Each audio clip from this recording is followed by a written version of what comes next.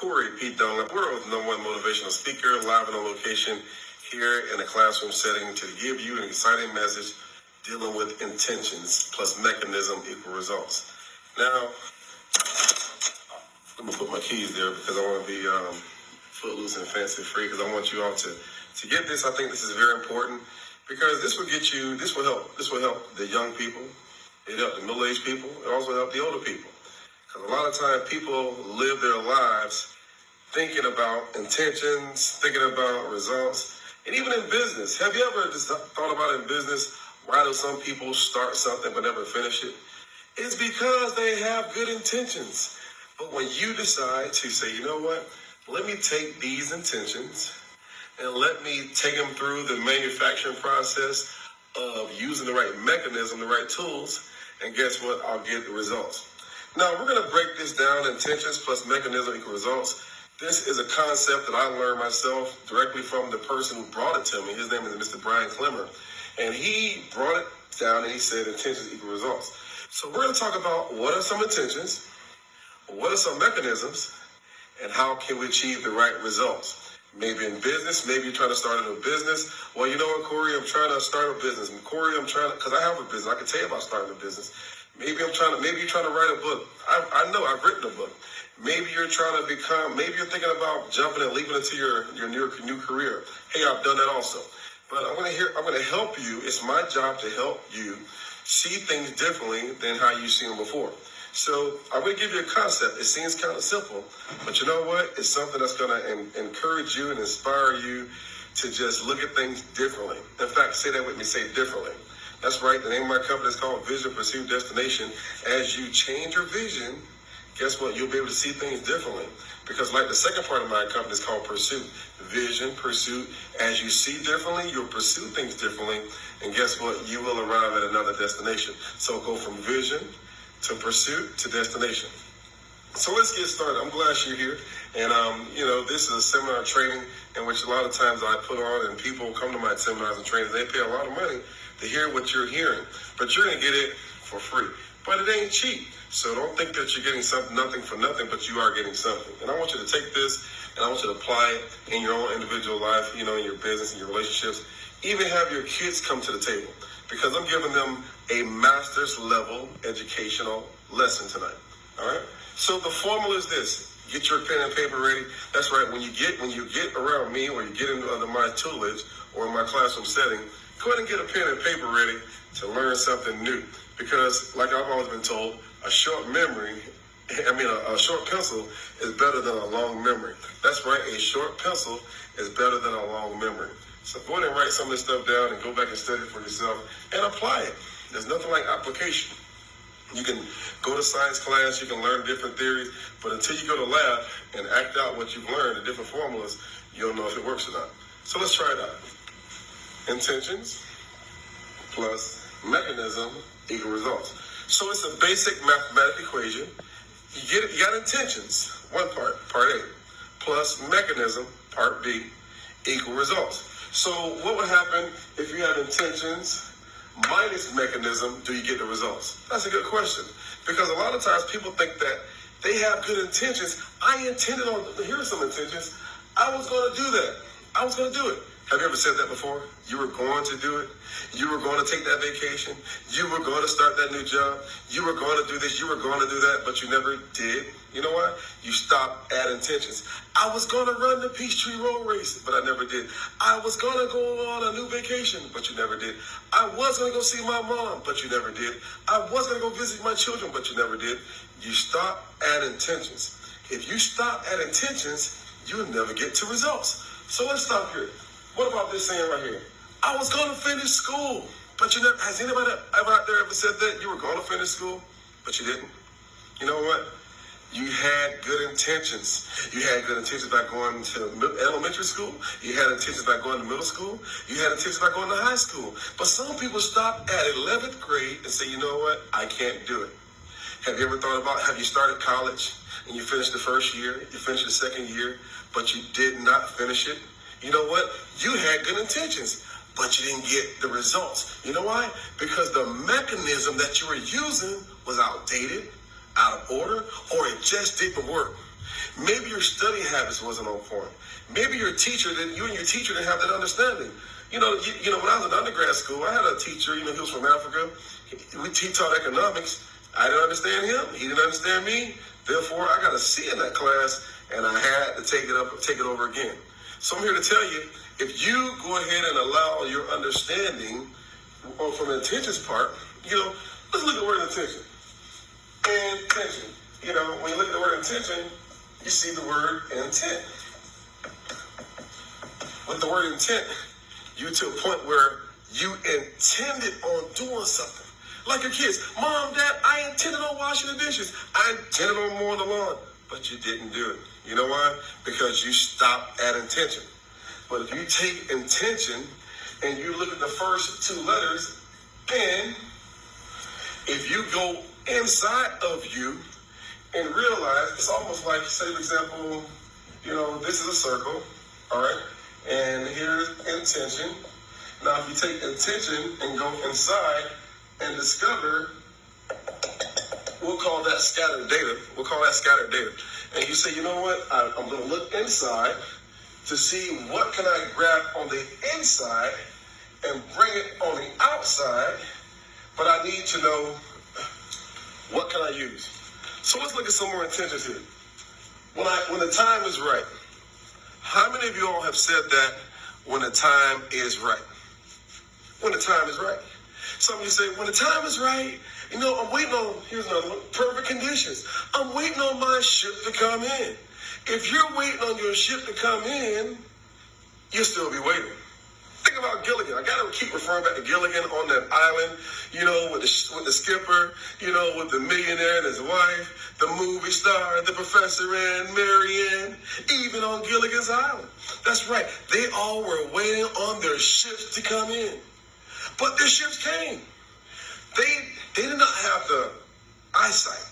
They did not have the vision to recognize that their ship came in. And as a result, they missed the ship. And if you miss your ship, do you realize you too can be stuck on an island? How about that? Do you want to be stuck on an island?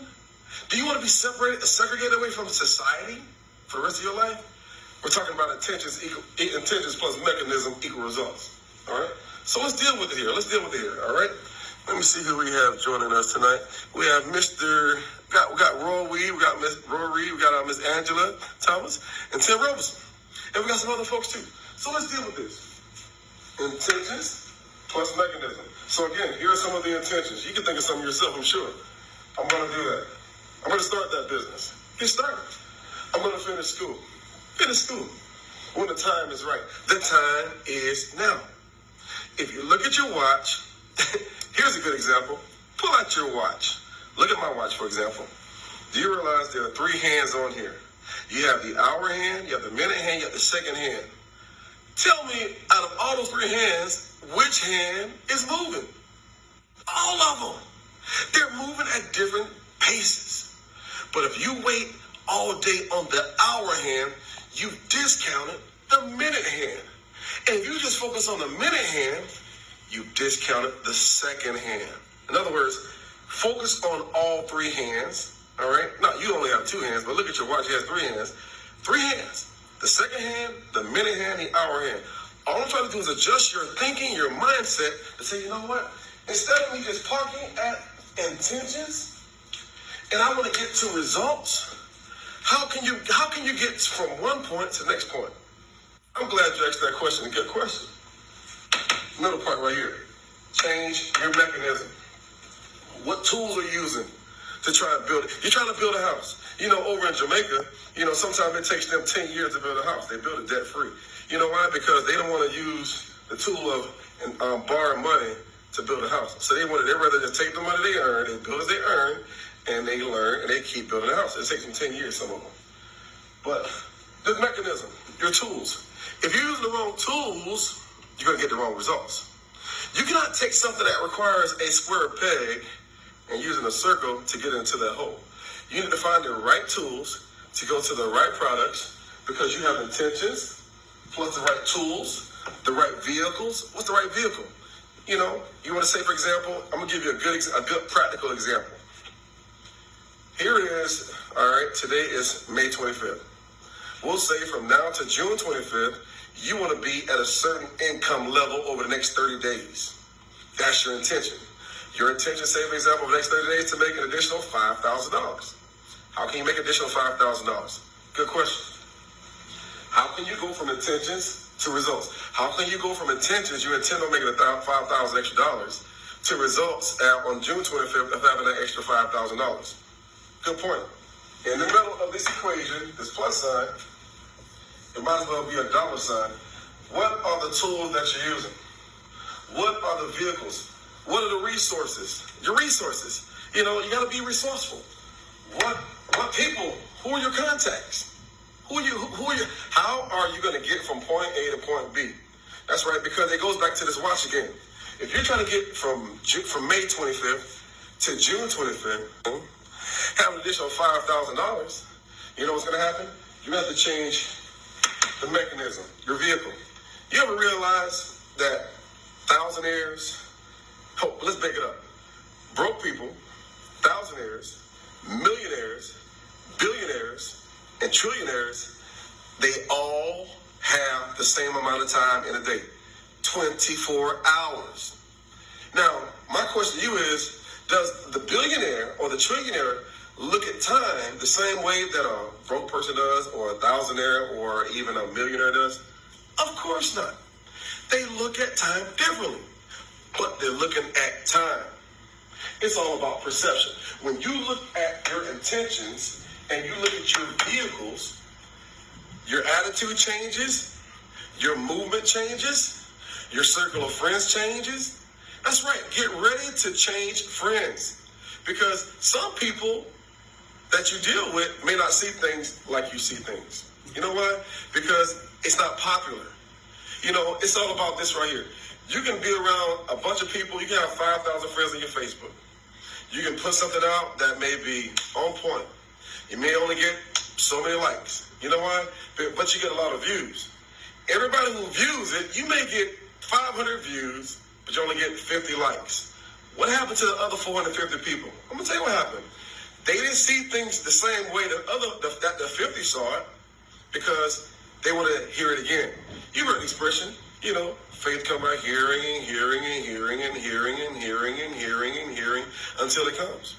In other words, you have to hear some things over and over and over and over and over again until you get the revelation that, you know what, I got it. Why do you think we go to school? We go to school because we're trying to learn concepts or teach concepts that people need to learn. You give them a concept, you give them a homework assignment, you give them examples, they come back and they do it on their own. And you know what happens? They begin to learn it. That's right, they begin to learn it. All right. Hey, Al Norman, welcome. Brunson, welcome. All right. They begin to learn it. So while you're in school, or in a teaching format or in training, when you learn something over and over and over again, guess what? You know, the light goes off. You know, years ago I was on the elevator, and I use this in some of my motivational seminars. I was on the elevator, and I read a caption on the elevator. It says, this phone is an emergency phone. You've seen it before. And right there it says, when you pick up the phone, your call has been answered, help is on the way. What does that mean? How does it apply to intentions plus mechanisms of easy results? I'm glad you asked that question. It means this right here. When you pick up the phone, it's going from intentions. The mechanism is the phone. The results is you're going to get help. How does that apply to you? When the light goes off, your call has been answered. Help is on the way. What does that mean? When you get understanding based on what you're reading or what you're involved in, and as a result, because of your newfound understanding, you're able to move from intentions after you've used the right mechanism, and now you're able to get the results. But you will never get to the place of results if you don't use the right vehicles, and you'll be stuck at intentions. A lot of people in life are stuck at intentions because they have not used the right vehicle to get to the right results. Why are some people successful and other people? Because it's not about just achieving success. Because sometimes you go through learning experiences. I heard a guy say one time, and y'all write this down, the path to the prize is sometimes more valuable than the prize itself. What does that mean? Sometimes the lessons you learn along the way are just as more valuable than the final product. Or, let me put it this way, your appreciation with the final product will be just as valuable as it was from the start. So when you start something and you go through a process, if you don't believe me, take a financial management class at the master's level.